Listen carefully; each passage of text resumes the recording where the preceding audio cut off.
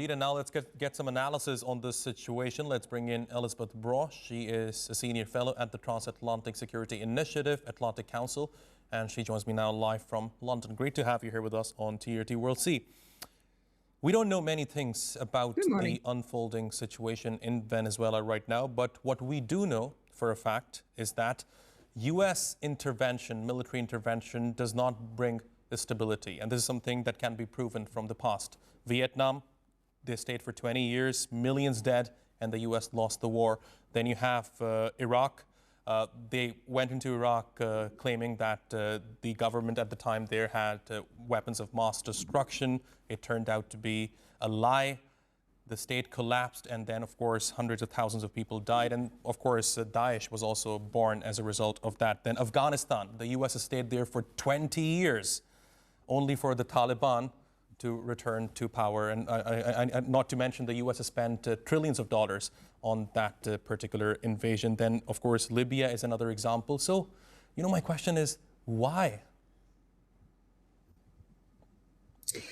It is hard to understand why this would make sense in a longer-term perspective. Now, why the U.S. has taken this action in the short-term perspective is clear. There are various constituencies within the Trump administration who have been advocating in favor of deposing Maduro for some time. But I think that regime change is, as you mentioned, it's very difficult to execute.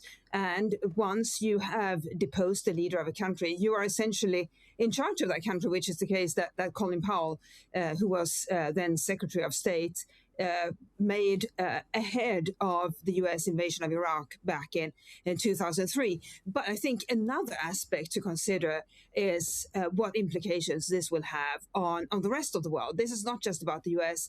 And Venezuela. It's about the rest of the world. The rules-based international order. Venezuela is a close ally of Russia and China. How will Russia and China react? We heard that at the moment Russia is calling for dialogue. If the dialogue doesn't happen, then what happens? How will China react?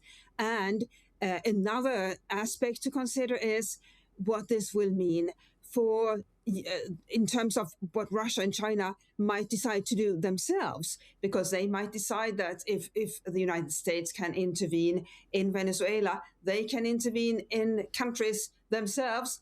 Russia could intervene in countries in addition to Ukraine. China could decide to intervene in a country of its choosing, for example, Taiwan.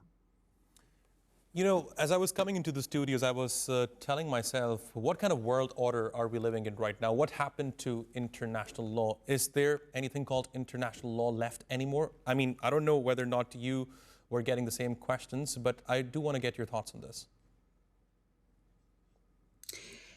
Well, the rules-based international order still exists in treaties that lots of countries, including the United States and Russia and China, have signed. But the thing about the rules-based international is it's based on countries' willingness to adhere to the promises they have made in those treaties. And if they don't, if mighty, powerful countries don't adhere to those promises they've made, then there is nothing to stop them. That is, by the way, why there is such a thing as NATO, because countries in Europe and North America, and by the way, also Turkey, decided that it wasn't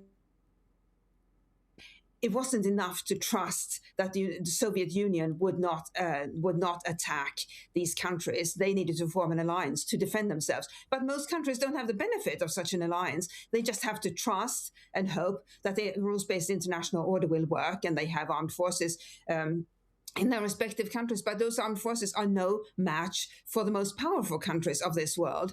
And so what we are seeing now is really an extraordinary development in the world over the past couple of years, where the rules-based international order is essentially being undermined at an accelerating rate. And that is a frightening reality for every country that is not one of the most powerful countries of this world. Indeed, well said, and I think it's a frightening reality because a sitting U.S. President, Donald Trump, claiming that they have captured and removed another country's president, head of a state, not through extradition, not through any international legal mechanism, but by force. I mean, certainly according to many analysts, it is a line that has been crossed, a line that should have never been crossed. But talking about U.S. domestic politics for a second here, see, I covered the U.S. elections last year, 2024, and I remember one of Donald Trump's biggest campaign promises during his presidential campaign was to make sure that the United States does not intervene in another country, a foreign country's domestic affairs. No, he basically said time and again that under his leadership, the U.S. will not be intervening in a foreign country. But here we are today, U.S. President openly threatening Iran. And of course, these strikes happening in Venezuela right now, the capture of Venezuelan President Nicolas Maduro and his wife. I wonder, what do you think Donald Trump was basing his decision on? Certainly, it's not about the domestic politics of the United States, because if you speak to MAGA supporters right now, I think a significant majority is against putting U.S. boots on the ground on a foreign land, intervening in another country's domestic affairs. So what do you think Donald Trump used as to justify this action? Well, the first thing to remember is that, yes, he did campaign on a platform of America first, spending American money in America. And he also made repeated he has waged a long time campaign for himself to be awarded the Nobel Peace Prize. When he didn't get it, FIFA awarded him its inaugural Peace Prize, which is looking pretty ill-advised at the moment.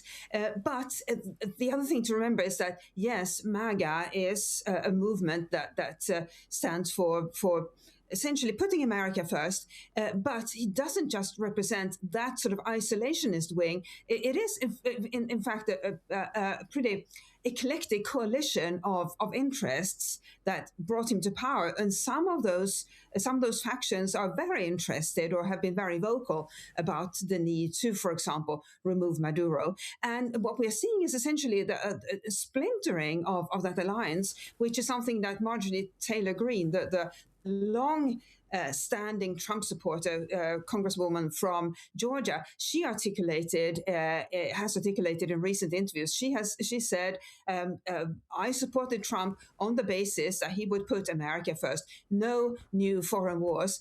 And she felt he was doing the opposite. And she obviously was also opposed to his actions when it came to Jeffrey Epstein. But a major source of contention or a source of unhappiness on her part with Donald Trump was his not coming through on the promise of no foreign wars and putting America first and spending American money in America. And so what we are seeing now is essentially that division within his base coming to the surface. And I think we're all curious to see what this will mean for the electoral fortunes of people running on the basis of Trump, just supporting Trump. But again, this depends also on how this war against this intervention, where that leads. If it's essentially over now and Trump can say, well, that was it, and now we're going home, then people at home may support it or may be able to live with it. But if it turns into a longer conflict, then what happens? And what if that conflict then brings China into the equation and becomes a really protracted conflict? And then I think that equation changes. Fascinating insights. Elisabeth Braw, thanks very much for joining me here on TRT World. I really appreciate your taking out the time. To those of you who are joining us right now,